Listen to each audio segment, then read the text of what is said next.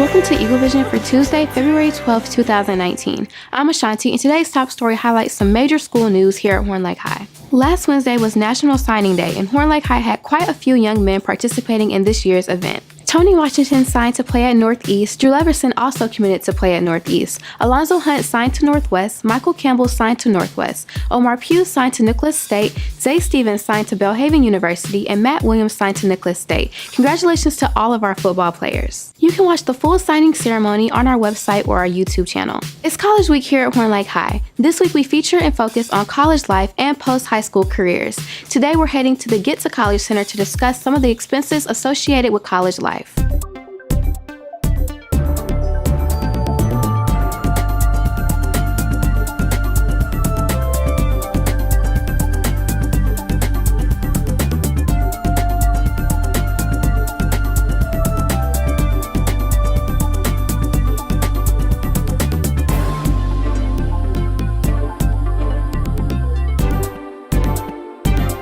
I guess go ahead and tell me a little bit about some of the cost of college and what students can expect.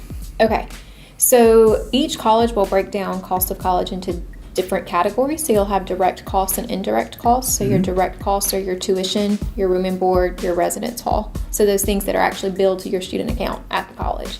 Your indirect costs will typically be categorized as a personal expense category, miscellaneous and transportation. You see it categorized different things at schools, but that actually adds up for students. That can mean anything from paying for your laundry to get done in the dorm. It could mean that maybe you're going to go out to eat in town with your friends one night, and so your meal plan's not going to cover that bill.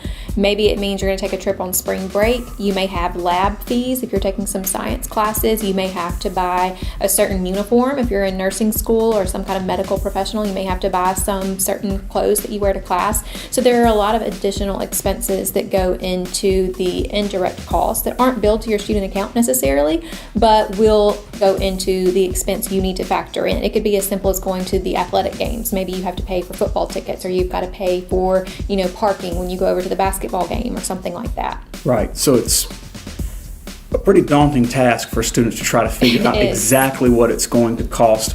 What would be the best way for a student to go about that? Okay. So each school is required to break down those indirect costs as an estimate, which I mentioned. So you'll see that included in their cost of attendance. So by law, they're supposed to have that listed somewhere. They should have it listed somewhere. It's estimated. It's not necessarily the most accurate information that you can find. They may estimate that living in town costs this many $1,000s, where you could do it cheaper with more roommates. So it's just a guiding light. It's not the end all be all for students, but we tell them in the cost of attendance, you see the tuition, you see the books, you see the residence hall, and then you will see a line item that will range. Like I said, it's usually called miscellaneous, personal and transportation, other expenses, and it can range anywhere. Some schools it's $2,000. I've seen it up to $8,000 at schools. So when you're looking at the full cost of attendance, a student will panic and think, that's a lot of money that I've got to write a check for.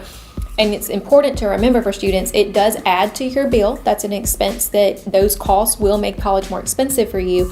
But just like they can make it more expensive, they also can make it cheaper. So if you're looking at that final line item on the cost of attendance, you have to remember that miscellaneous number is not something that you actually write a check for to the school. Okay. So if you don't want to go on spring break, if you don't have these extra fees, if maybe your athletic tickets are covered with your tuition, those fees may not be there for you, or they may not be there in full. So they may be budgeted at $8,000, and for you it's only $2,000. So that's something, that number varies heavily by the student and by their family. So the college tries to guesstimate what it would be to try to comply, to make sure they're complying with It's the law. Very much an average, very much this is what we are anticipating that your extra fees, your extra expenses, things may add up. You may have to buy some extra study tools, some extra books. You may buy some ACT, or test prep books or whatever for certain classes. So it's just an estimate, but it is not anything that's set in stone. You're going to turn around and write a check to the student's financial account at the office that manages all of their money. It's not anything billed to their account typically, unless it is things like your parking pass, your athletic tickets, things like that they can swipe your student ID and charge your account for. But obviously your school supplies and your clothes and scrubs and lab fees, things like that may go into account as well. Okay, the vocabulary word of the day I mentioned earlier, bursar, and you said Yes. a lot of high school students don't know what it is. To be honest with you, a lot of adults don't know what that is. Right. So explain that person to me. Okay, that's the person that's managing your account. So it's essentially at the school, kind of like your bank. So that's the person that's charging your account with the charges that are placed on the account. It's also the person that's taking payment. So if you're on some kind of payment plan, or your family's on a payment plan, or any kind of credits come into your account. So maybe you have a scholarship of $1,000, and that $1,000 gets credited to your account, reducing the balance that you owe the school. So that office is responsible for sending out your monthly bills, sending out your statements, letting you know if anything's on your account. Because, as you probably know from your time in school, if something is on your account and it gets time to register for the next semester's classes, they won't let you register and make a schedule until that account's cleared. So you may think, I'm ready to go sign up for classes, and in reality, maybe you got a parking ticket for $15 or so. If you can find a parking ticket as cheap as $15, more power to you. Right. But you've got to go clear that up and get that account cleared before they'll let you make a class schedule for the next semester. So they just are in charge of making sure you can see your account at any time, what credits, what charges are there. Is that an office that a student can contact even ahead of time before going to college with any possible questions? They can, and a lot of times you'll see it rolled into maybe the student's financial aid office, so it's sometimes operating out of the same place. Not every school refers to it by the same thing, but usually it's account services, it's students' accounts, it's student affairs services. So you'll find it in different places, but a lot of times it does operate pretty closely with the financial aid office because they're processing the student aids awards and their scholarships as well. Even admissions are sometimes processing scholarships. So a student's credit in their account can actually be involving multiple departments at the university because everybody's got something to credit or charge. Okay, here at the Get to College Center, y'all are tasked with assisting students with any kind of help that they need as far as getting ready for college. What do y'all typically tell a student to be prepared for? Let's just pick a school, let's say one of the state schools here in Mississippi. What should students really be preparing for? Let's say they're a sophomore or a junior now, because I know there's also expenses that a lot of people don't take into consideration, like let's just say transportation, for instance. What should students be preparing for before college as far as financially? What do they need to be doing? Obviously, filling out scholarships. But beyond that, what would you tell? What advice would you give them? Definitely filling out scholarships. They should probably come meet with us as well and do one-on-one appointments. We're also in the schools often, but you'll see this sheet sitting right in front of me that it's called "What is college going to cost?" So it's got the tuition, room and board. That's easy. You know, students are used to comparing that. But then it's got all these factors of things I maybe am not thinking about, so I need to compare. And so it lets them actually make a personal budget and see the real line item here.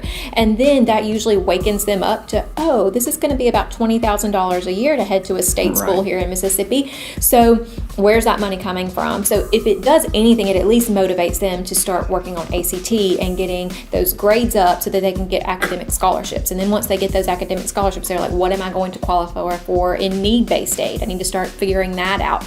And so they start adding up the things that they have and figuring out ways to get more scholarships. Maybe I'm going to work a summer part-time job and save that, and that's going to pay for my sorority and fraternity dues, which again, another cost that people don't think about. Maybe I'm going to put aside the money for my books or whatever it may be, but it'll just motivate them, especially at that sophomore, junior level that you mentioned. They've still got some time in high school. They've got time to get those grades up, get the ACT up. The more scholarship money you can get, that's just free money rewarding you for things you've already done. So get that up. And then all the money that you and your family have maybe set aside can go towards some of these extra expenses that you weren't necessarily factoring in.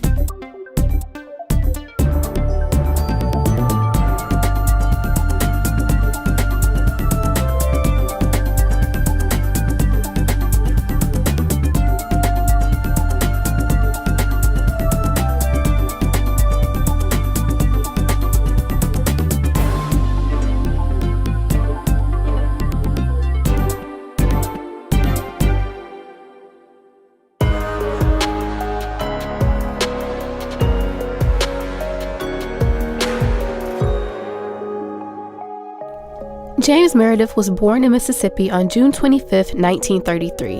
After finishing high school, Meredith served in the U.S. Air Force from 1951 to 1960. With his Air Force career behind him, he set his mind on higher education and civil rights.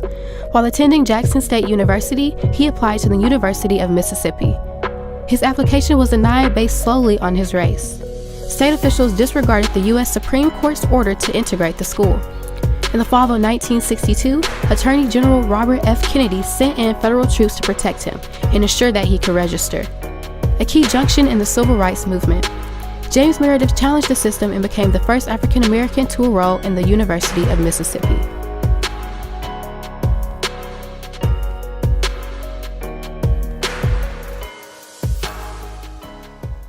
It's now time for today's birthdays with Brooke. Happy birthday to Dontavius Allen, Zaria Gamilla, Felicia Maxwell, Kavion Newsome, Nadia Robinson, Alexis Salisbury, and Willis Taylor Jr. Happy birthday.